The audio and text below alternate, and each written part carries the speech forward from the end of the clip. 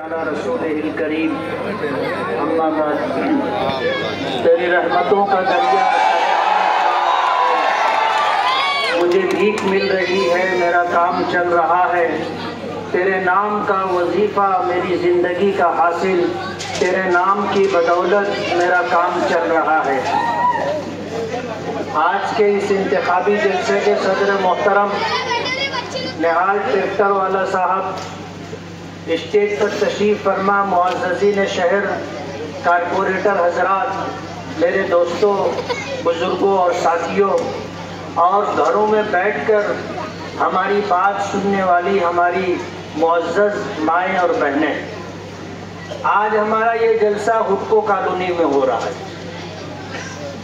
यही वो इलाका है कि 2019 में जब हम लोग वोट मांगने के लिए इस इलाके में आए थे, तो इसी टन से थोड़ा आगे बढ़े तो कुछ नौजवानों ने हमारा रास्ता रोका, दादागिरी की बात की, मरने मारने तक आमादा हो गए, लेकिन वो हमारा रास्ता खोटा करना चाहते थे, प्रचार से रोकना चाहते थे। हम प्रचार से रुके नहीं, हम अपना काम करते रहे। अल्लाह ने हमारी हिफाजत की। इस मर्तबा 2024 के इलेक्शन में हिंगलाज नगर में 20-25 नौजवानों ने मगरिब के बाद जब अंधेरा हो गया तो हमारा रास्ता रोका।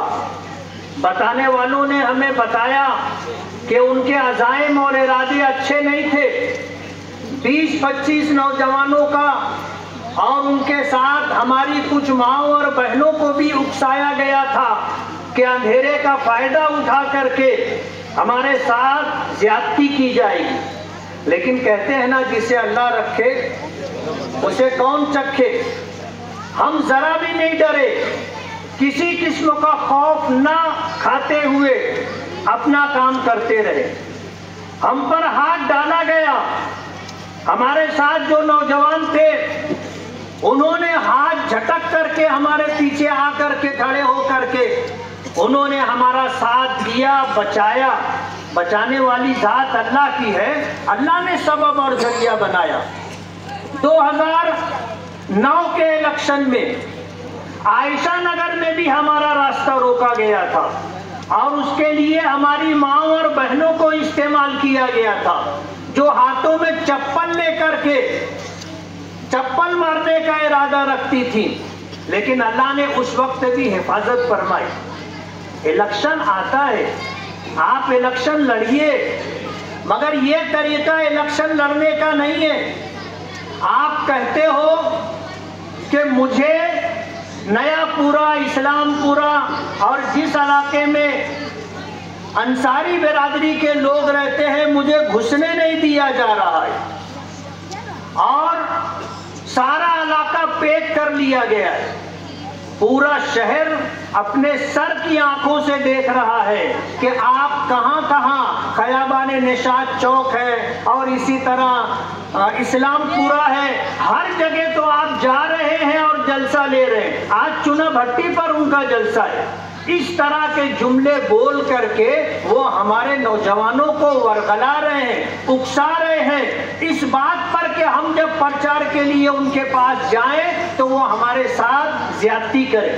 मैं आपको बताना चाहता हूं, वक्त तो बहुत कम है, लेकिन किसी ने कहा कि इस इलाके में मुफ्ती साहब का क्या काम है। मैं आपको बताना चाहता हूं कि 10 करोड़ रुपए से ज्यादा का काम आगरा रोड के इस इलाके में हमने किया है। रिजवान सर ने किसी जलसे में कहा कि मुफ्ती साहब ने क्या काम किया है। उनको याद रखना चाहिए, वही ठेकेदार थे, उन्होंने ही काम किया है,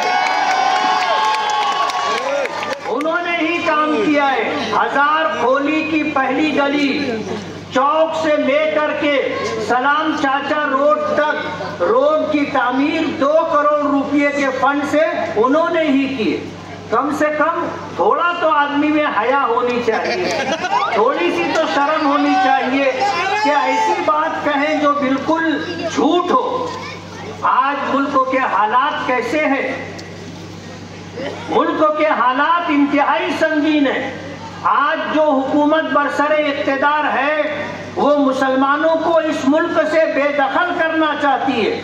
एनआरसी के नाम पर, सीएए के नाम पर आज की मौजूदा हुकूमत ये चाहती है कि इस मुल्क में मुसलमानों को बंधुआ मजदूर बना करके रखा जाए, इनको डिटेंशन कैंपों में रखा जाए, इनसे ओट देने का हक छीन लिया जाए और इनको अपने घर के अंदर एक गुलाम और एक बंधुआ मजदूर की तरह रहने पर मजबूर कर दिया जाए।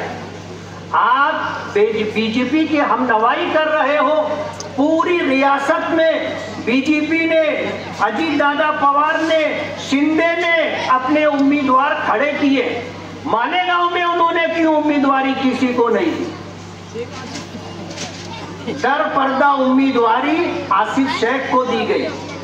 मैंने पीछे ये बात बताई कि इन्होंने निफाड़ में बैठ करके एग्रीमेंट और मुआहदा किया और हम आजाद लड़ेंगे और चुन करके आएंगे तो आपके साथ बैठेंगे। ये मुआहदा हुआ। Indian secular lawyers assembly Maharashtra, जिसका शॉर्ट फॉर्म इस्लाम है। अभी आपने इतना लंबा नाम तो वो भी नहीं ले पाते। जबरदस्ती ऐसा नाम बनाया गया कि उसका शॉर्ट फॉर्म इस्लाम बने। जैसे ही उन्होंने मास्टर स्ट्रोक का ऐलान किया,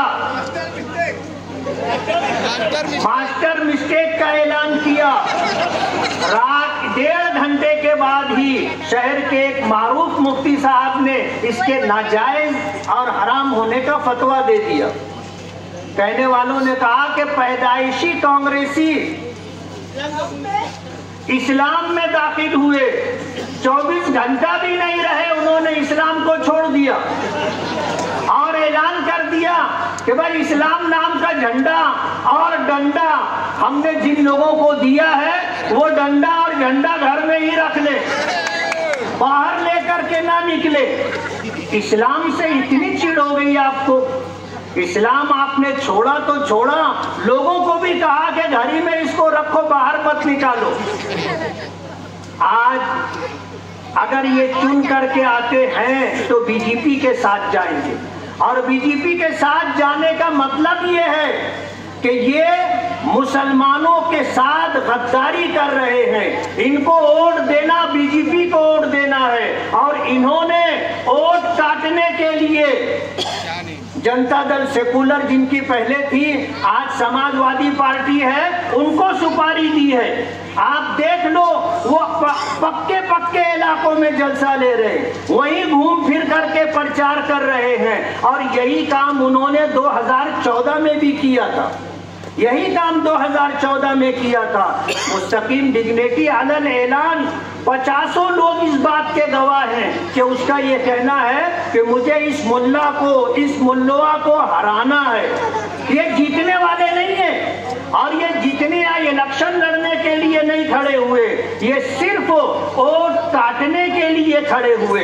इनको वोट देना, बीजेपी को वोट देना है, अपना वोट जाया और बर्बाद करना है। मालेगांव की आवाम इस बात को अच्छी तरह समझ चुकी है और आने वाला 20 नवंबर का इलेक्शन इंशाअल्लाह जब पेटी खुलेगी तो इनको इनकी जगह समझ में आ जाएगी।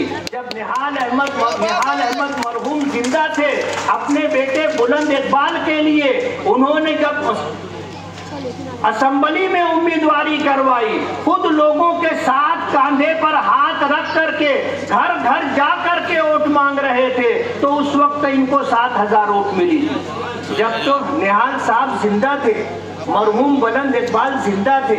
मरहूम बुलंद इकबाल से हमारा 10 साल का मुआहदा था कि ये 2 इलेक्शन मैं लड़ूंगा, इसके बाद मरहूम बुलंद इकबाल इलेक्शन लड़ेंगे। वो एग्रीमेंट की कॉपी हमारे पास है और अब अल्लाह का फैसला है। उसके अंदर सियासी सूझबूझ थी, नफा नुकसान वो शख्स समझता था। उसके जाने के बाद उसकी सीट पर कारपोरेशन के इलेक्शन में, जिमनी इलेक्शन में हमने मुस्तकीम डिग्निटी का साथ दिया, घर घर जाकर के वोट मांगकर उसको चुनवा करके लाए।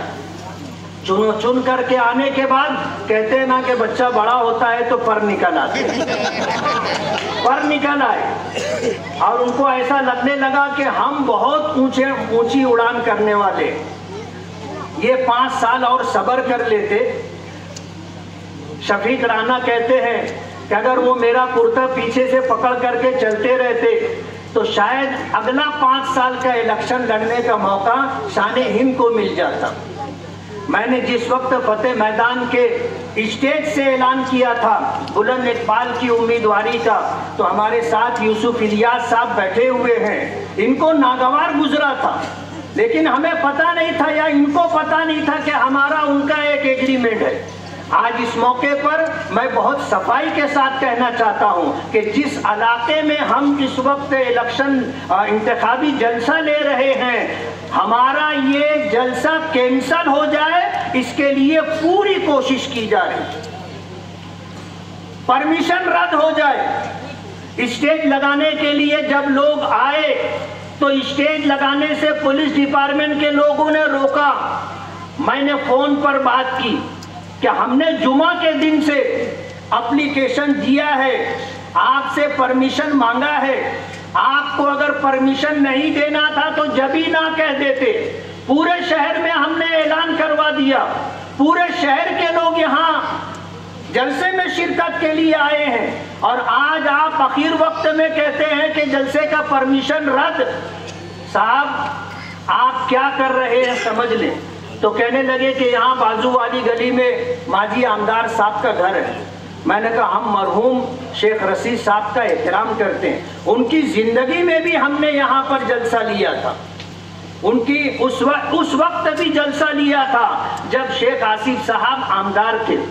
हमारे जरिए से कोई लाए नडर का मसला पैदा नहीं होता। हम तो अपनी बात करते हैं, इस शहर के हक में जो बेहतर है वो बात करते हैं। हम लड़ाई झगड़े की बात नहीं करते। पुलिस डिपार्टमेंट सोच रही थी कि बहुत बड़ा तनाजा हो जाएगा, बहुत बड़ा झगड़ा हो जाएगा। अल्हम्दुलिल्लाह हम उनमें से नहीं है।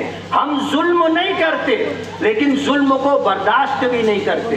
इस इलाके में जो लोग रहते हैं वो किस माहौल में रह रहे हैं और किस डर और खौफ के साथ सहम करके रह रहे हैं, मेरी बात से इस महल्ले के रहने वाले इत्तेफाक करेंगे। आज लोगों को डराया और धमकाया जा रहा है कि 20 नवंबर के बाद तुमको उठा लिया जाएगा, 20 नवंबर के बाद हाथ पैर तोड़ दिए जाएंगे और 20 नवंबर के बाद घर में घुस करके तुमको मारेंगे। इस तरह की धमकी दी जा रही है।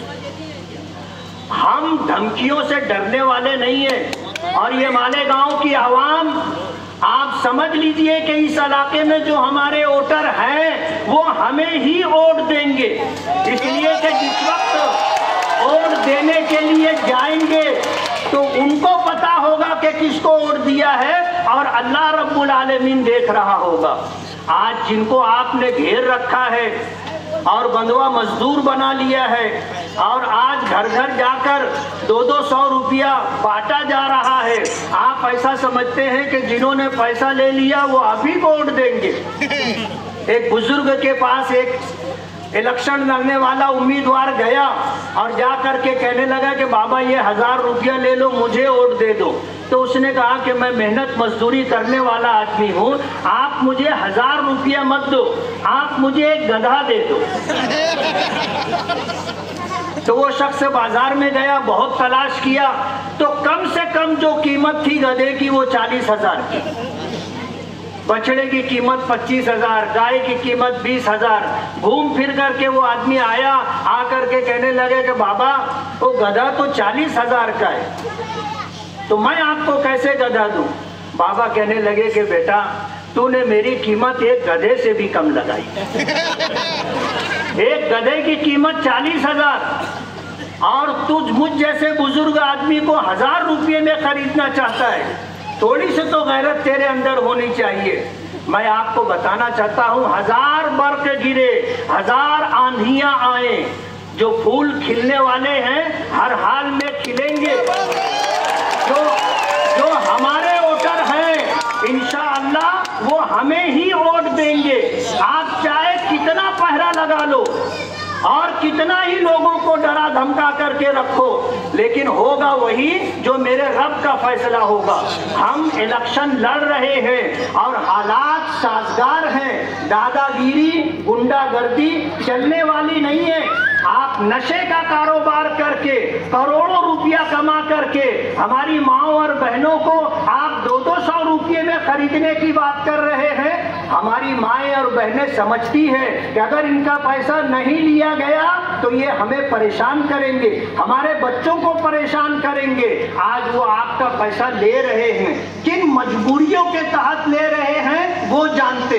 इसलिए आज इस मौके पर मैं ये कहना चाहता हूँ कि हमने कभी बिरादरीवाद नहीं किया, हमने कभी लोगों को बिरादरी में नहीं बांटा, हमने कभी बिरादरी की बात नहीं की।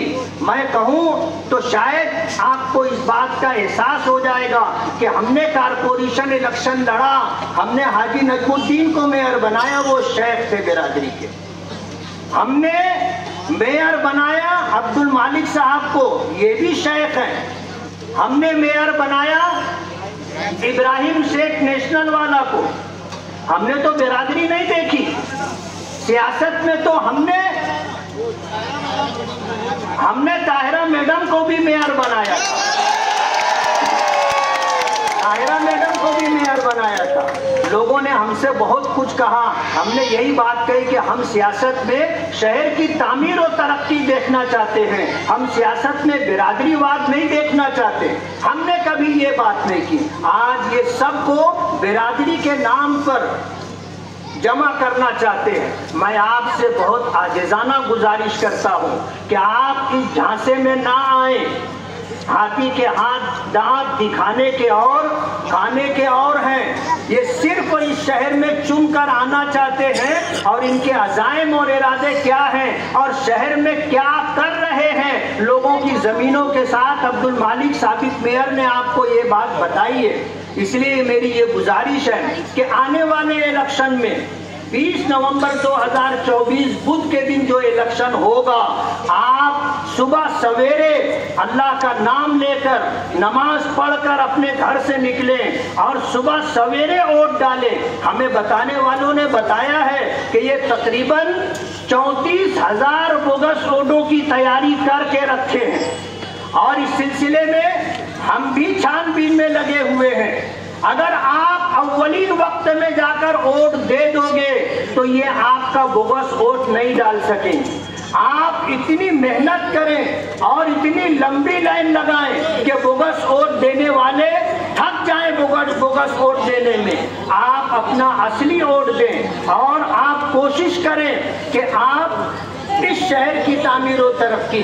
महायुति सरकार हमें महाविकास आघाड़ी से डराती है और महाविकास आघाड़ी हमें बीजेपी से डराती है। पिछते हम मुसलमान आज मजलिसे इत्तेहादुल मुस्लिमीन के उम्मीदवारों को पूरी रियासत में आप कामयाब करें, भरपूर वोट दें और 20 नवंबर की सुबह पतंग की निशानी 5 नंबर का बटन दबा करके मुझे कामयाब करें। मैं आपसे शहर की तामीर और तरक्की